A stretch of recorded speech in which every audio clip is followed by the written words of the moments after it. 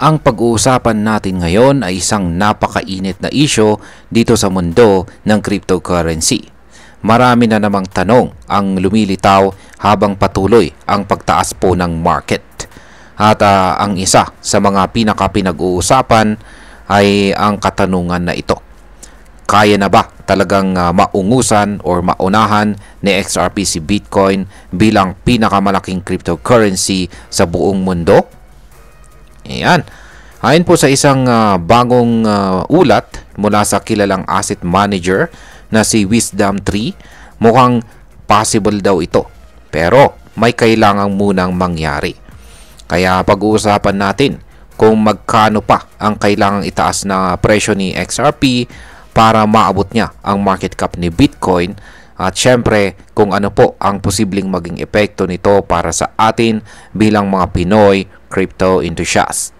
Pero bago po tayo magpatuloy, ay pakibasa na lamang po muna ang disclaimer dito po sa ibaba ng ating screen. Ayan, bakit nga ba big deal kung maunahan ni XRP itong si Bitcoin? Ayan. Bakit ba malaking usapan kung malampasan nga ni XRP si Bitcoin? Ang kasagutan po dyan ay ang market capitalization. Ayan, sa simpleng paliwanag, ito ang kabuuang halaga ng isang cryptocurrency. At ito ang basihan kung sino ang hari dito sa mundo ng crypto. Si Bitcoin, simulat sa pool, ang nangunguna sa market cap. Pero nitong mga nakaraang buwan, lumalakas po ang galaw ni XRP. Sa katunayan, umabot na siya sa presyo na $3.66. Ang pinakamataas sa nakalipas na 7 taon or 7 years. At dahil dito, ang kanyang market cap ay pumalo na po sa $216 billion. Dahilan para maging ikatlong pinakamalaking crypto sa ngayon. Sunod lamang kina Bitcoin at Ethereum. Ngayon ay ano ang sinasabi ng Wisdom3 tungkol kay XRP?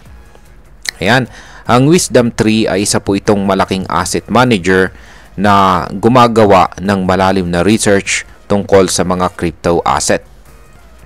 Ayon sa kanila, parehong kabilang sina Bitcoin at XRP sa kategoryang Layer 1 payments. Ibig sabihin, pareho silang ginagamit bilang pambayad or transfer ng halaga. Pero ang pagkakaiba kay XRP, ayon sa Wisdom3, ay ang kanyang cap supply or limitadong bilang ng tokens, deflationary model, at ang kanyang pagiging handa para sa mga institutional na investor. Kaya hindi po nakakapagtaka na may mga malalaking kumpanya kasama na ang Wisdom3 mismo na nagfa-file para makapaglabas ng XRP ETF. Ngayon ay magkano po ang kailangan pang itaas ni XRP para maunahan si Bitcoin? Ayan. What would it take for XRP to overtake Bitcoin? Ayon po sa report ng Wisdom3, para maabot ni XRP ang market cap ni Bitcoin, kailangan niyang tumaas ng 20 times mula sa dati nitong presyo na 0.50 hanggang 0.60 noong October 2024. Sa ganitong senaryo, aabot po ang presyo ni XRP sa pagitan ng $10 hanggang $12. Pero teka, may twist po dito. Ayon po sa data, kahit mag 20 times si XRP, hindi pa rin ito sapat para tumapat sa market cap ni Bitcoin kung circulating supply lang ang pagbabasihan. Kaya kailangan ding isama sa kalkulasyon ang maximum supply ni XRP na nasa 100 billion tokens. Sa ganitong paraan, posibleng maabot ni XRP ang $1 trillion valuation na kayang sumabay kay Bitcoin. Ngayon ay magkano naman ang market cap ni XRP kung mag 20 times ito mula ngayon? Ngayon, kung titignan po natin ang kasalukuyang presyo ni XRP na nasa $3.66 at i-multiply natin ito ng 20, aabot ito sa humigit kumulang $73 bawat isa. At kung i-compute natin ang market cap nito gamit ang 59 billion circulating supply, papalo ito sa mahigit 4.26 trillion dollars. Aba hindi lang niya maunahan si Bitcoin. Malalampasan pa niya ito ng sobra-sobra. Pero syempre, hindi rin natin pwedeng kalimutan na hindi static ang presyo ni Bitcoin. Ibig sabihin, habang tumataas po si XRP, maaaring tumaas rin si Bitcoin. Kaya habang umaangat si XRP, dapat niyang sabayan o lampasan ang pag-angat ng presyo ni Bitcoin para mapanatili ang tsansang maunahan ito. Ngayon ay ano naman po ang kailangan para maabot ni XRP ang $40? Ayon po sa updated estimate, para maabot ni XRP ang kasalukuyang market cap ni Bitcoin na nasa $2.4 trillion, kailangan na lamang nitong tumaas sa presyo na lagpas sa $40. Ang kagandahan dito, hindi na ito 20 times mula sa kasalukuyang presyo, kundi nasa 11 times na lamang. At marami pong analyst ang naniniwala na achievable na ito ngayong taong 2025. Lalo na kung magpapatuloy po ang pagpasok ng mga institutional na investors at adoption ng XRP bilang global payment solution. Ngayon ay may chance ba talaga na mangyari ito ngayong taong ito? Yan, ngayon pong taong 2025. Ang kasagutan po sa katanungan na ito ay oo. Pero maraming bagay ang kailangang mangyari. Una, kailangan po ng massive adoption.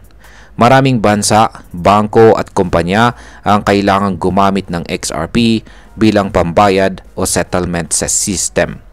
Pangalawa, kailangan po ng institutional confidence. Kailangan pumasok ang mga malalaking players tulad ng mga hedge funds at investment firms na willing tumaya sa long-term growth ng XRP. At ang pangatlo, dapat tuloy-tuloy po ang regulatory clarity. Kung magpapatuloy po ang suporta sa legal at financial side, walang dahilan para hindi maabot na XRP ang presyong $40.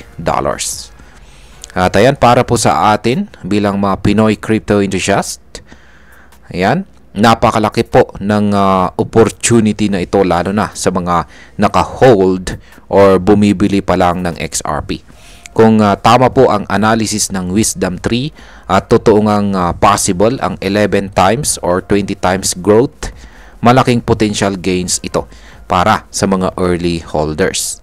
Pero dapat din nating tandaan na mataas po ang risk sa crypto. Kaya mahalagang pag-aralan nating mabuti ang project, ang tokenomics at ang market behavior bago po tayo mag-invest ng malaki.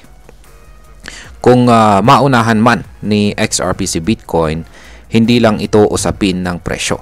Isa itong symbolic shift sa mundo ng crypto, na hindi lang si Bitcoin ang pwedeng maging digital gold, kundi may chance rin si XRP na maging digital cash ng mundo. At bilang panghuli, ang masasabi ko naman tungkol dito ay ang posibleng pag-angat ni XRP sa tuktok ay isang magandang sinyales para sa buong crypto ecosystem. Ibig sabihin nito, nagiging diversified na ang pagtitiwala ng mga investor. Hindi lang si Bitcoin ang sentro ng mundo ng crypto, kundi pati na rin ang mga token tulad ni XRP na may real-world utility at mas mabilis na adoption sa mga negosyo at institution. Pero kahit exciting ito, tandaan natin na hindi po ito garantiya. Ang tamang diskarte, sapat na kaalaman at hindi padalos-dalos na desisyon ang kailangan para magtagumpay dito sa crypto. At ayan, hanggang dito na lamang po tayo sa video na ito mga ka-crypto. Marami pong salamat sa panonood. Ingat po tayo lagi at God bless po sa ating lahat.